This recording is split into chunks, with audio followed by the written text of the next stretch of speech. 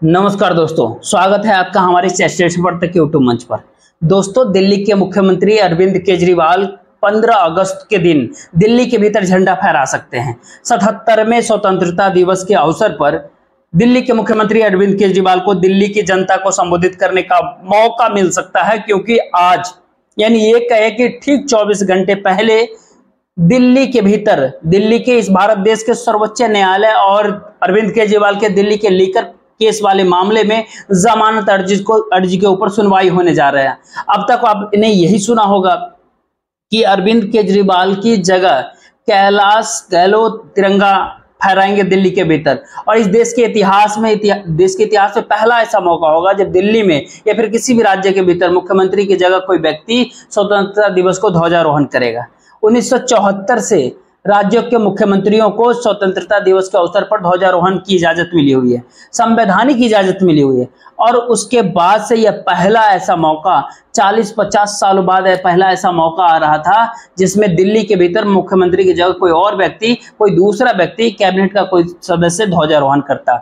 लेकिन आज supreme court के भीतर जिस प्रकार से आनन फानन में सीबीआई के मामले में जिसमें केजरीवाल को जेल में डाला गया है, उस मामले के ऊपर सुप्रीम कोर्ट के जमानत अर्जी पे सुनवाई करने वाली है। जस्टिस सूर्यकांत और जस्टिस उज्जवल भुइयां के बेंच ने के भीतर ये सुनवाई होने वाली है, और 14 अगस्त को ये सुनवाई हो रही है। स्वतंत्रता दिवस से ठीक एक दिन पहले करीब सुनवाई हो रही है।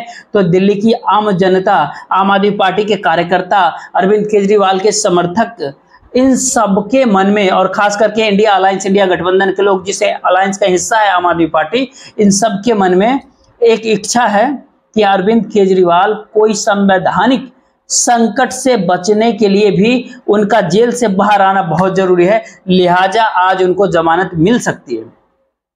जमानत मिलने की उम्मीद इसलिए भी लग रही है क्योंकि 14 अगस्त के दिन सुनवाई की जो जरूरत ही क्यों पड़ी। जस्टिस सूर्यकांत और जस्टिस उज्जवल भुइयां सुनवाई करने क्यों जा रहे हैं?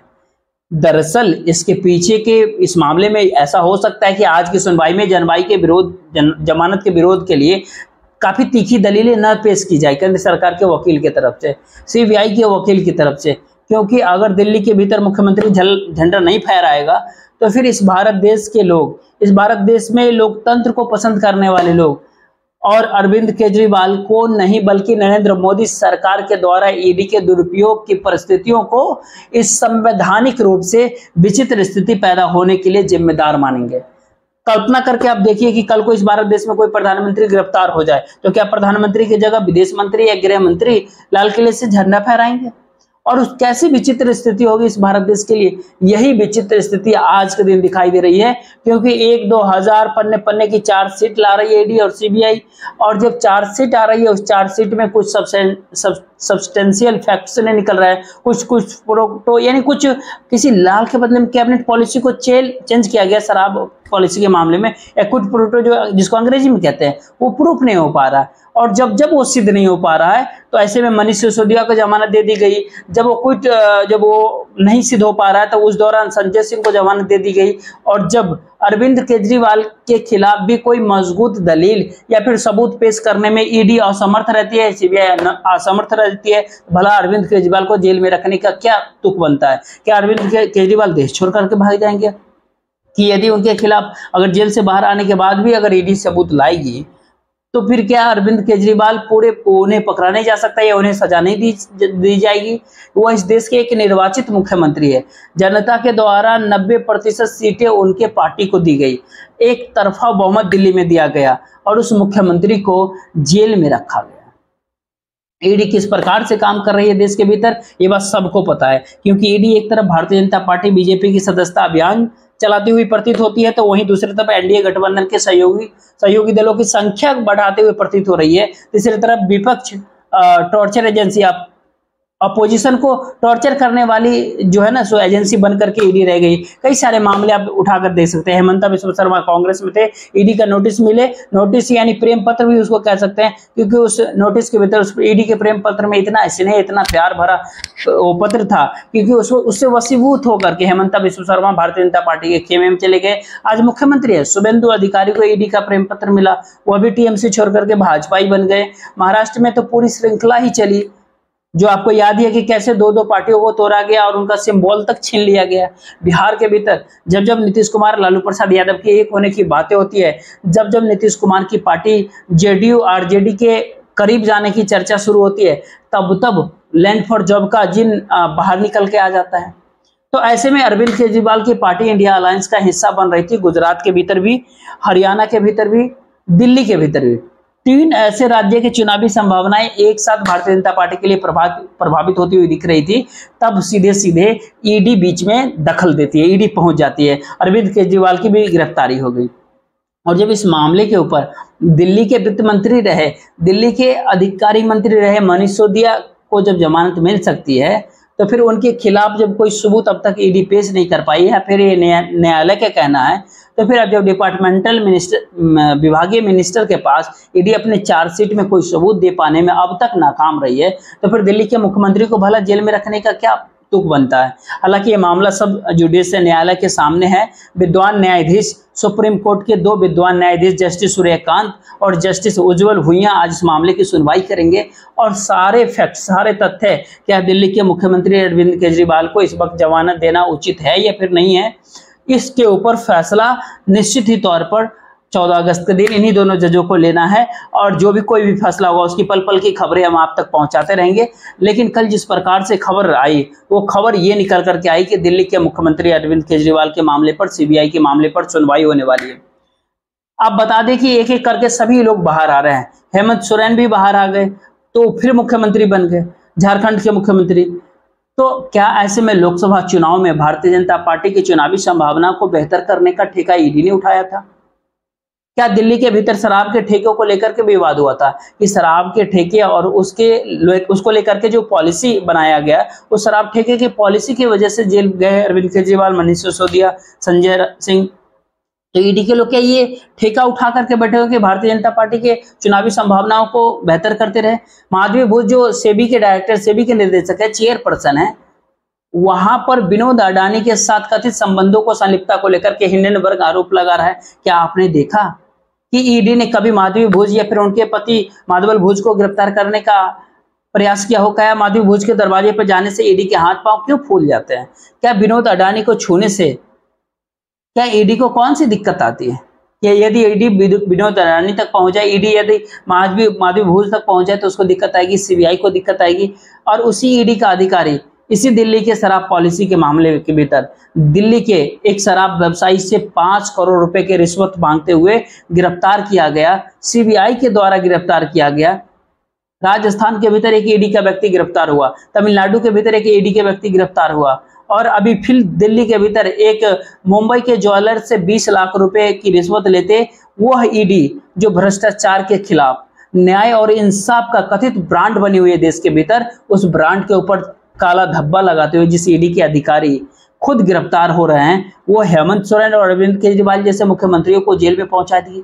वो राहुल गांधी से नेशनल हेराल्ड केस में पूछताछ करेगी।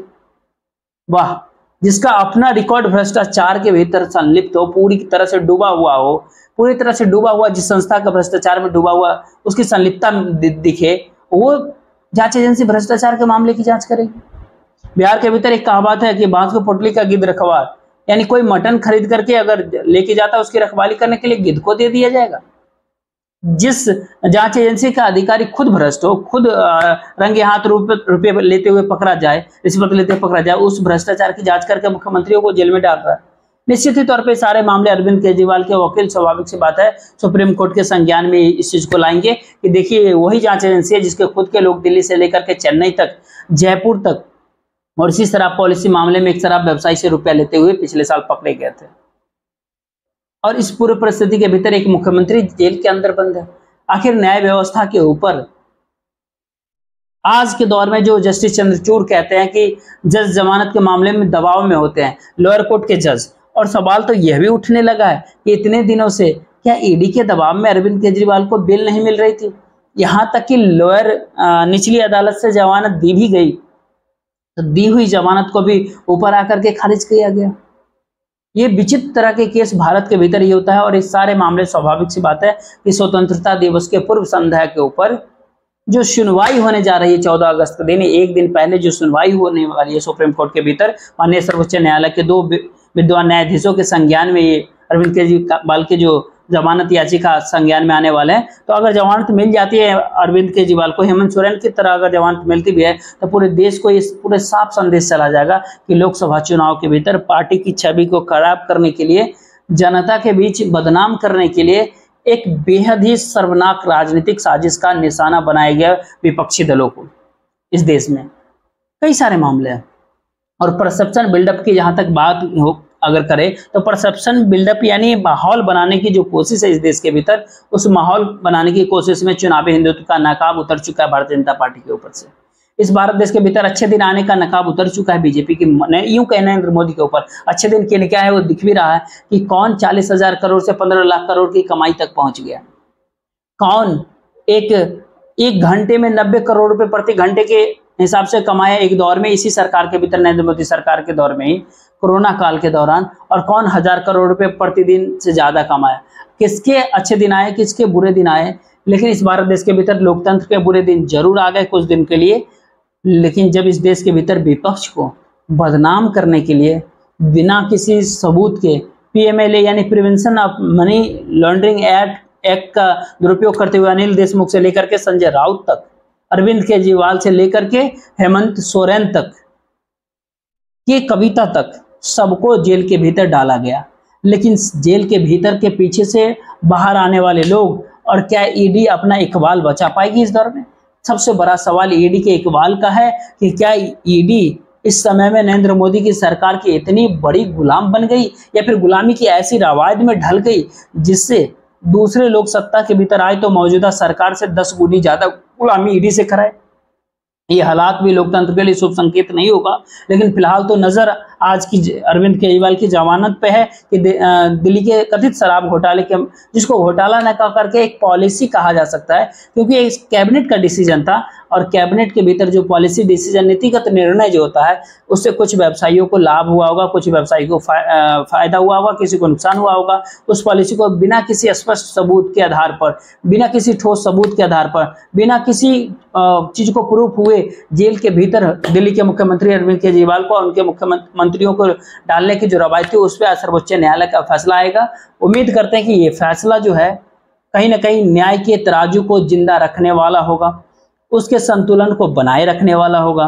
देखते रहिए आगे आगे होता क्या, हम एक एक खबर लेकर के आएंगे। इस वीडियो में इतना ही।